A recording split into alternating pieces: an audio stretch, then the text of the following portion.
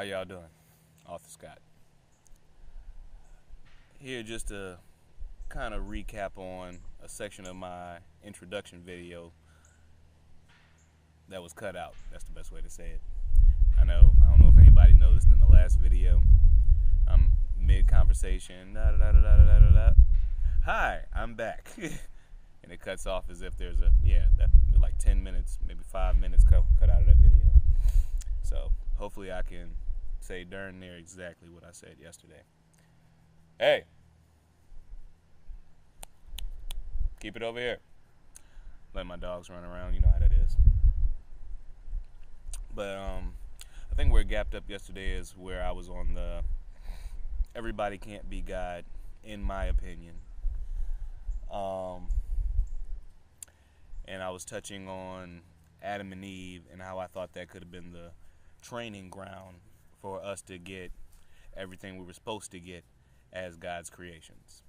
And the reason I said it like that yesterday, and I'm not sure exactly how much was kept and how much was, I only watched the video once, didn't want to be vain.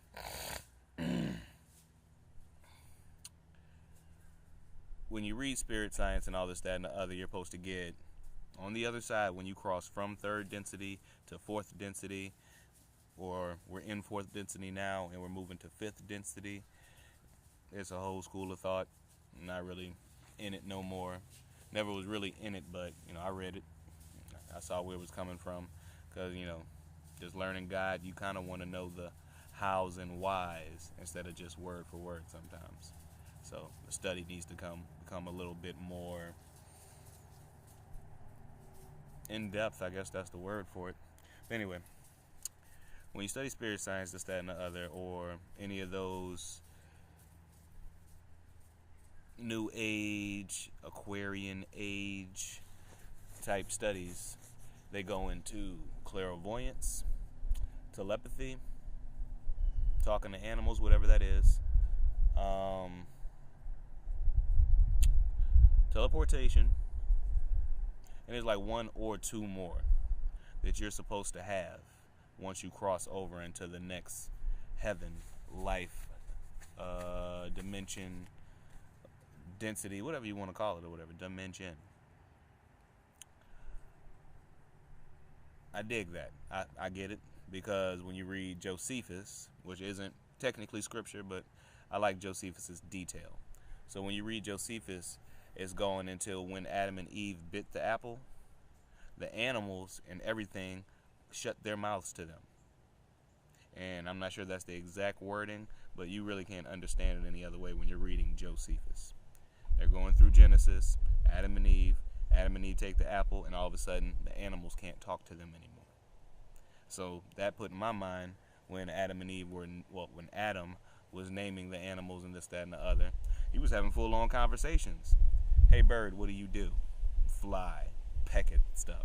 I'm gonna call you this, So that's kind of cool. So I understand why clairvoyance, telepathy, if you got eternal life, I'll just walk.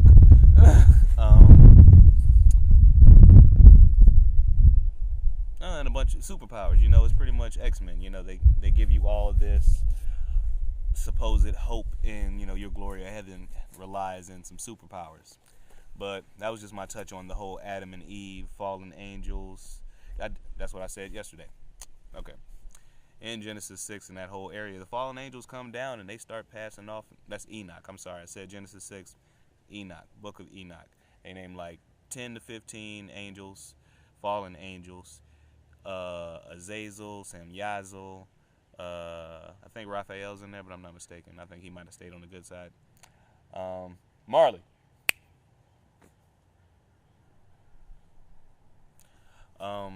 But Azazel supposedly taught how to pretty the face and taught the men how to make weaponry. Somebody came down and taught agriculture and the works of the stars, and you get it. You know what I'm saying? Sacred knowledges. The fallen angels are coming down in tidbits teaching these things to post-Cain and Abel man. So when you look at those things, or when I look at those different things, clairvoyance, all those different supposed powers that make you more than human, or maybe what human was supposed to be, man. So when you look at those things individually, even down to the angel who came down and taught the stars in agriculture, this, that, and the other, they don't seem like necessarily bad things. It seems like things you might need. Agriculture, at least that one sounded worth keeping. But I feel like Adam and Eve were supposed to get those in the Garden of Eden from the Creator himself. The whole apple discommunicated, severed the connection with the Creator, and the fallen angels decided to take his place in the matter. Which is my opinion on that. Jumping ship, but actually staying on the same boat. I feel like everybody can't be God. And that's what they try to play it up as. You're building your life as, okay, start over. You agree as an ascended master, as a spiritual being in the ether, astro plane, that's what they call it in spirit science. You decide, I'm going to go to Earth, experience good and evil, the good and bad, the dual universe, and I'm going to sink or swim. And if I sink, I'm going to have to be reborn, relive that life, and put together the pieces that I missed. If I swim, I make it onto the next density. Or if I do happen to repeat this life, but didn't do too much bad in the last one, I'm just here for the upliftment of my fellow spiritual beings trying to ascend above this human body. School of thought. I'm just repeating it. At the end of your life cycle, I've read two things. I'm just going to stick with one. I read multiple things, not just two, but as far as the whole Aquarian age, this, that, and the other, I've read kind of 2 to 4 to 5 things or whatever, but I'm sticking with one right now because it's the bottom line in my opinion. Everybody can't be God, because in the we're all spirits, ascended masters, school of thought, there is no good and evil. Supposedly it's all dual, one side or the other, balance to help create your reality and keep it intact. Supposedly the good and bads are just experiences for the soul to grow off of, which I see the reality in that statement, but the way they play it is way like, anyway. Wait for my juice, dog.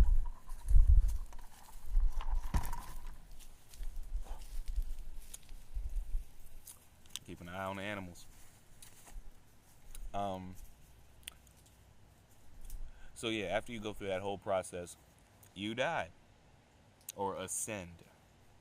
But when you do, after going through I tell you, your life flashes before your eyes when you die.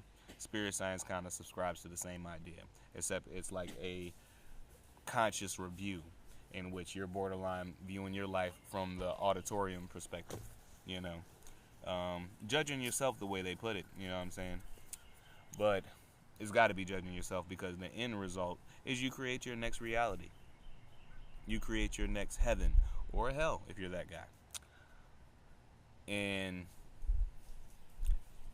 it's like, if I want a world there's nothing but beach, end to end, all shore, no official land, then I could create that world and live on that world, in that universe, that creation that I made.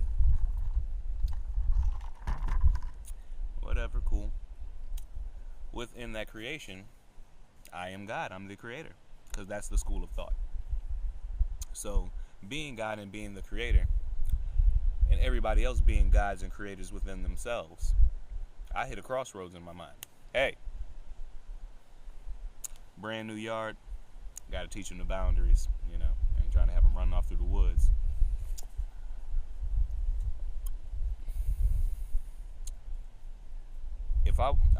That's the cross. That's where it hits the crossroads. It's clash. It's not crossroads. It's clash.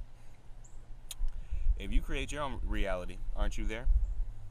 Aren't you in your bubble of infinite? There's a fly trying to get in my drink. That's why I'm.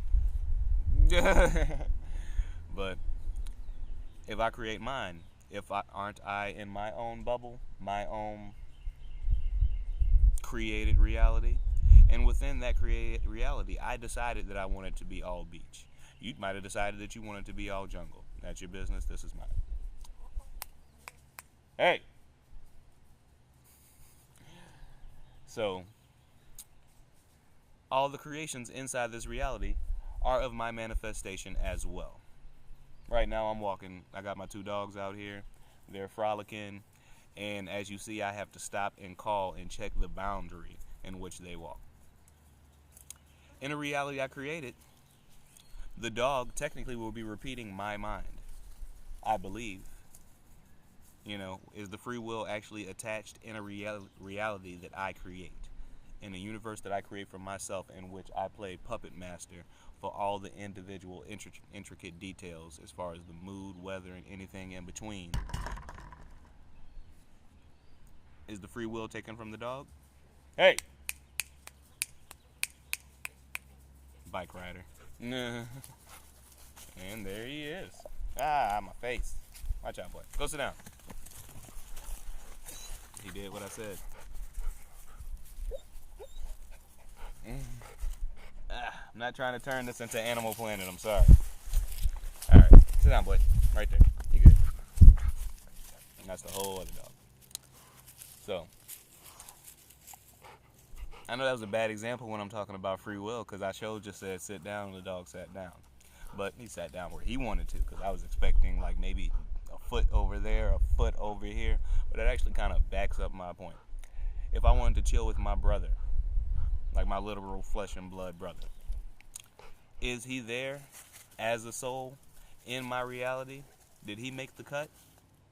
Do I have any influence on him making the cut into the next reality as far as his good and bad deeds in this lifetime? And if he makes the cut in the reality that I create, that's why I did the quotations, so it's an if, because the whole thing is hypothetical. So in my reality, is he limited to the personality and character traits that I give him? Is there no opportunity for different viewpoints because he's just a version of himself that I grew attached to in my lifetime? And, he gets to shut the door when he goes in his room. I know him to an extent. His mind is within him. His heart is within him, mine within me. So therefore, I'm limited to my resources on character traits and this, that, and the other that I could give that human being. I only know so much from here.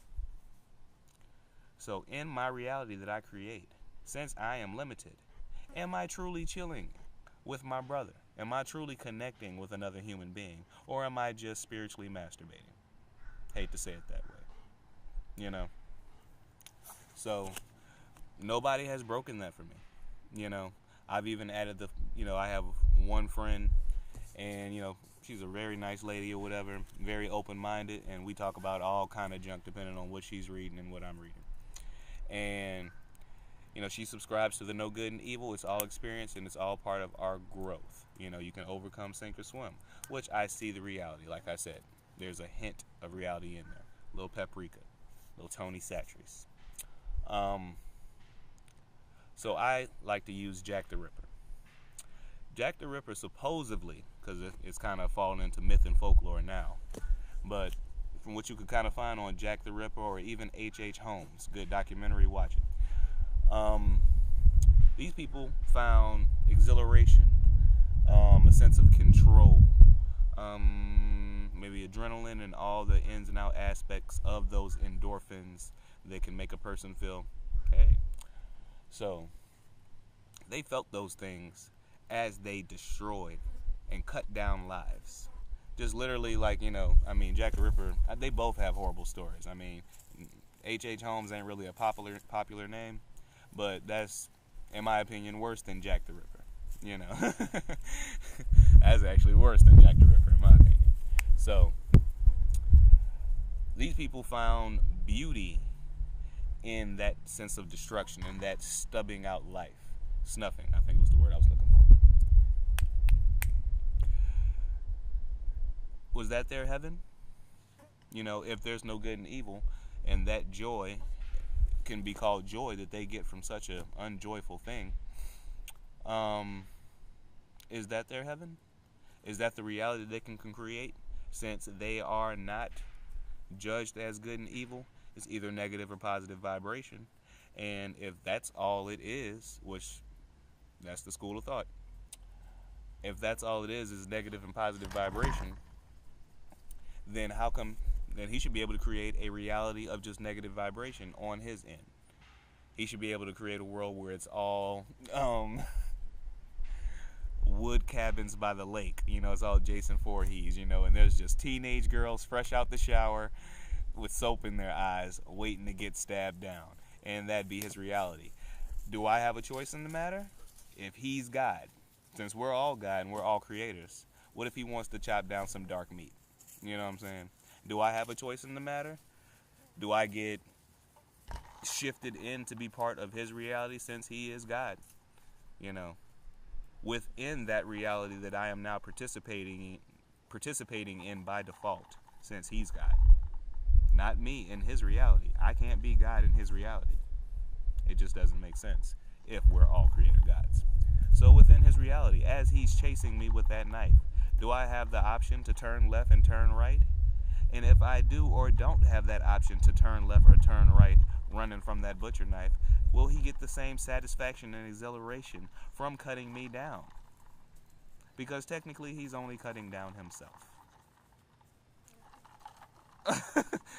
And I could do that juggle all day. You can't be God. It's too much for you. It's too much for me. Do you really want to control stars and precipitation? Do you really want to be in control of all that? I think it's called a God complex. But anyway, I'm done. I just got the look.